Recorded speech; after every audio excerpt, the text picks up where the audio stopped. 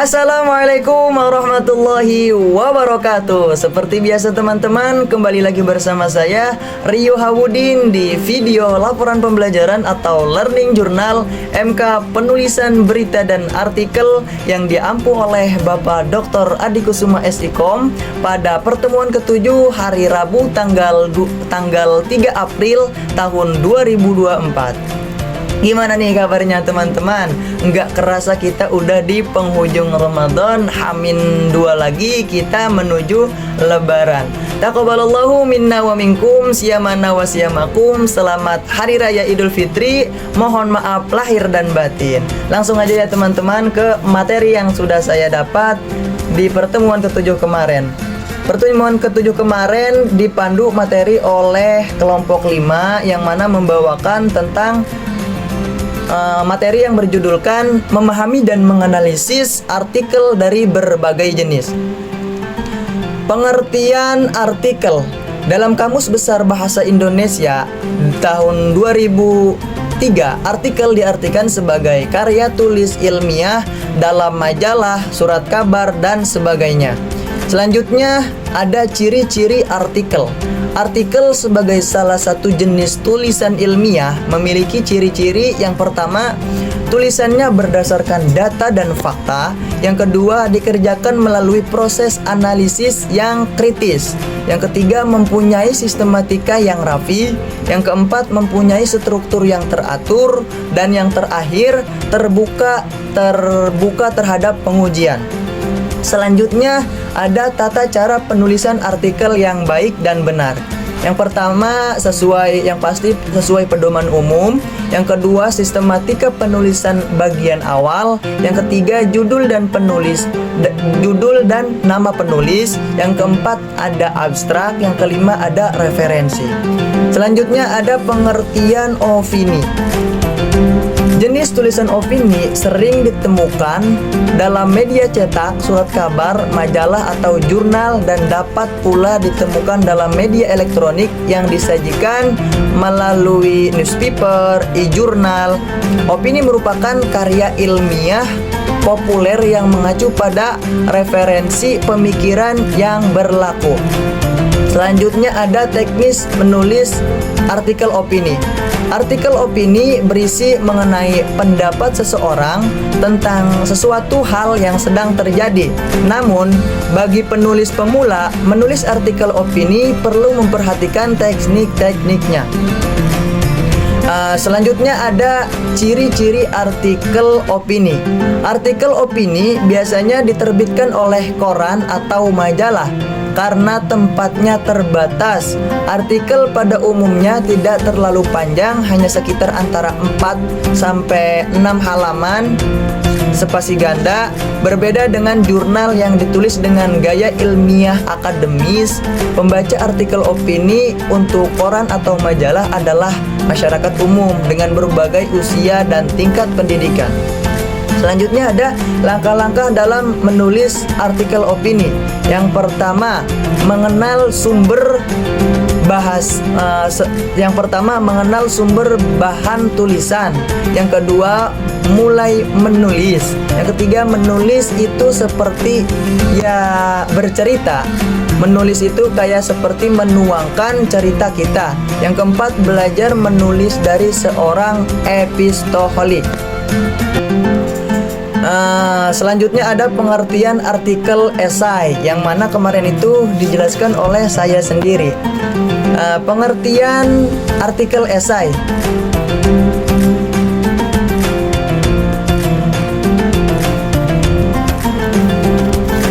Selanjutnya ada pengertian esai secara umum.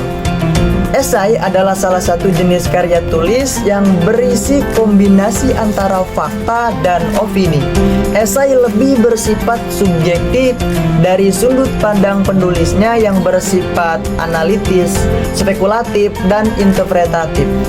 Esai mencakup narasi yang bisa berupa kritik, argumen, sastra dari pengamatan kehidupan sehari-hari, dan refleksi seorang penulis. Menurut KBBI, Esai didefinisikan sebagai karangan prosa yang membahas suatu masalah secara sepintas lalu dari sudut pandang penulis pribadi penulisnya. Secara garis besarnya bisa disimpulkan bahwa esai adalah tulisan yang memuat pendapat seseorang tentang suatu persoalan ditinjau secara subjektif. Selanjutnya ada tujuan penulisan esai. Yang pertama sudah pasti tulisan itu meyakinkan pembaca agar percaya terhadap pendapat penulis mengenai sebuah fenomena tertentu. Yang kedua, menerima pendapat penulis, membuat pembaca bisa menerima pemikiran penulis yang tertuang di dalam esai yang kita buat. Yang ketiga, memberikan informasi mengenai topik yang dibicarakan, menjadi sumber informasi terhadap suatu opini atau penelitian yang telah dilakukan. Selanjutnya ada struktur esai. Struktur esai ini teman-teman ada 3. Yang pertama ada pendahuluan, yang ketiga ada tubuh esai, yang kedua ada tubuh esai, yang ketiga ada penutup. Pendahuluan ini yang berisi latar belakang materi yang akan dibahas. Terus ada tubuh esai yang berisikan data dan informasi seputar subjek atau topik yang berisi konklusi atau kesimpulan. Yang ketiga ada tubuh esai yang berisi data informasi seputar objek atau topik yang akan dibahas oleh penulis. Yang ketiga objek atau topik yang akan dibahas oleh penulis. Yang ketiga ada penutup yang berisikan konklusi atau kesimpulan. Bagian penutup ini membahas kembali ide pokok, ringkasan tubuh esai, dan dapat juga ditambahkan beberapa hasil observasi yang diangkat sebelumnya. Selanjutnya ada proses pembuatan esai. Yang pertama, menentukan esai yang akan ditulis. Menentukan tema sebelum tulisan dibuat sangatlah penting. Jika tema tidak ditentukan secara spesifik, maka tulisan tersebut akan melebar dan tidak dapat fokus pada satu bahasan. Yang kedua, mulai menulis esai tersebut. Dimulai dari menulis outline atau garis besar dari ide pokok yang akan dibuat, kemudian pendahuluan, tubuh esai, dan penutup esai. Selanjutnya yang ketiga, mengedit esai. Proses pengeditan esai ini penting yang harus dilakukan untuk mengecek kembali apakah esai yang kita tulis tadi sudah benar, mulai dari penggunaan tanda baca, EYD, ejaan yang disempurnakan, dan korelasi antara paragraf satu dengan yang lainnya. Selanjutnya ada jenis-jenis esai berdasarkan tujuan penulisannya. Yang pertama ada esai cerita. Esai cerita ini bertujuan untuk melukiskan atau menghadirkan baik seseorang, barang, maupun sesuatu lainnya sehingga dapat dibayangkan oleh seorang pembaca. Jadi pembaca nantinya bisa merasakan suasana, mengidentifikasi bau, mengetahui morfologi yang tampak dari suatu objek ataupun subjek tersebut. Yang kedua ada esai paparan.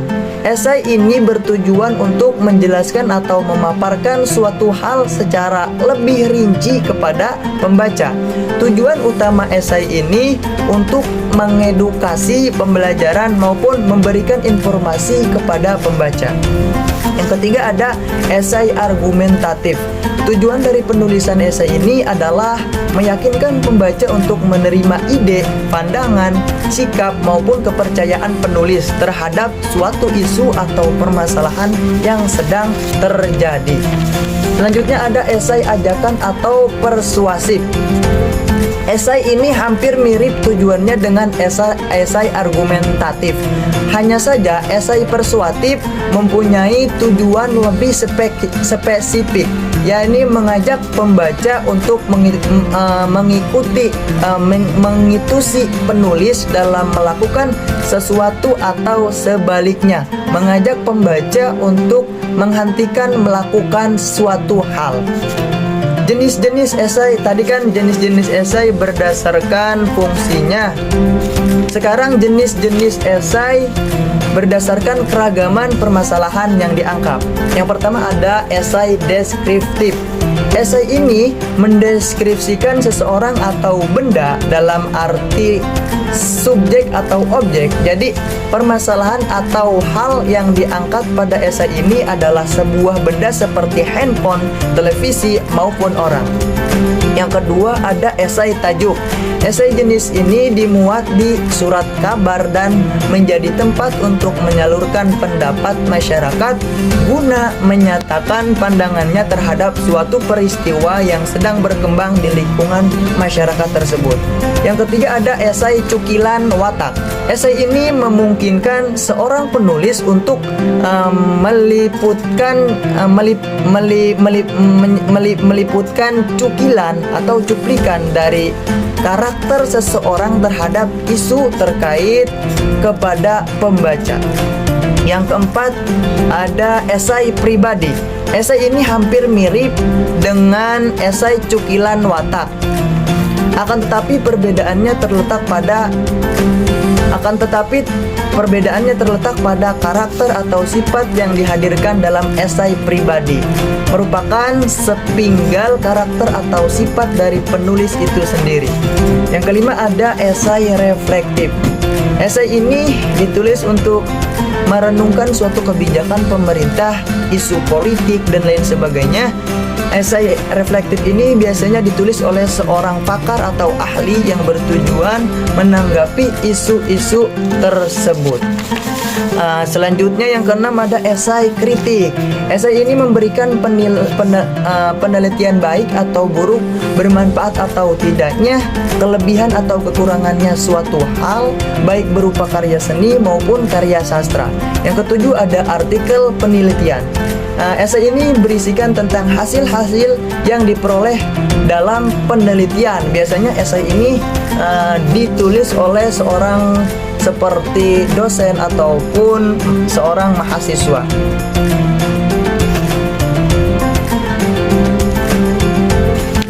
Selanjutnya kita membahas tentang pengertian fitur. Artikel dalam bentuk fitur adalah salah satu bentuk tulisan non-fiksi yang kuat akan karakter human interest. Pada tulisan jurnalistik, fitur seringkali disebut sebagai berita short news dikarenakan tulisan yang tidak terikat akan waktu, juga gaya penulisannya seperti hard news. Selanjutnya ada ciri-ciri artikel fitur. Yang pertama, fitur mengandung unsur cerita. Yang kedua, situasi bahasa teks fitur homogen. Yang ketiga, fitur berakar pada cerita tentang peristiwa nyata. Yang keempat, fitur ditulis dengan menggunakan cara tatanan gagasan lebih banyak dibandingkan pola tatanan kronologis dan ruang seperti order. Separtial order, bukan seperti order. Yang kelima ada fitur ditulis tanpa penekanan tatanan kronologis dan ruang seperti order.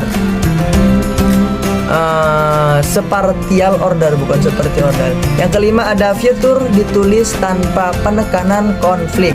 Yang keenam ada fitur disajikan dengan menggunakan bahasa yang indah. Dua tipe fitur. Fitur ini ada dua tipe. Yang pertama, human interest fitur. Pada jenis ini, fitur tidak memiliki nilai berita atau berita penting sekitar perhatian publik, tetapi lebih kepada perspektif kemanusiaan. Yang ketiga ada news fitur. Fitur berita atau news fitur merupakan tulisan yang berkaitan dengan peristiwa yang hangat atau tentang suatu situasi yang sedang menjadi perhatian publik. Unsur-unsur fitur dan unsur-unsur fitur itu ada 4. Yang pertama kreatif, yang kedua menghibur, yang ketiga tahan lama, yang keempat akurat. Selanjutnya ada pengertian news, berita. Berita merupakan suatu bentuk dari penyajian suatu informasi yang dipublikasikan kepada khalayak ramai. Faktor-faktor yang membuat berita dapat dikatakan sebagai sebuah berita. Yang pertama ada keluar biasaan, yang keempat kebaruan, yang ketiga akibat, yang keempat kedekatan, yang kelima informatif, yang keenam pertentangan, yang ketujuh orang penting, yang kedelapan kejutan. Selanjutnya ada langkah-langkah penulisan berita. Yang pertama ada objektif, kedua cover both side, yang ketiga prinsip hemat kata, yang keempat berita harus menggunakan unsur 5W plus 1H. Yang kelima, sebuah berita harus ditulis dalam piramida terbalik yang sudah pernah saya jelaskan di video pembelajaran learning journal di pertemuan keberapa itu? Pertemuan kedua. Mungkin itu saja materi yang saya tangkap dan dapat saya sampaikan di video pembelajaran learning journal ini. Kurang lebihnya mohon dimaafkan. Terima kasih. Wallahul muwaffiq ila aqwamit thoriq. Wassalamualaikum warahmatullahi wabarakatuh.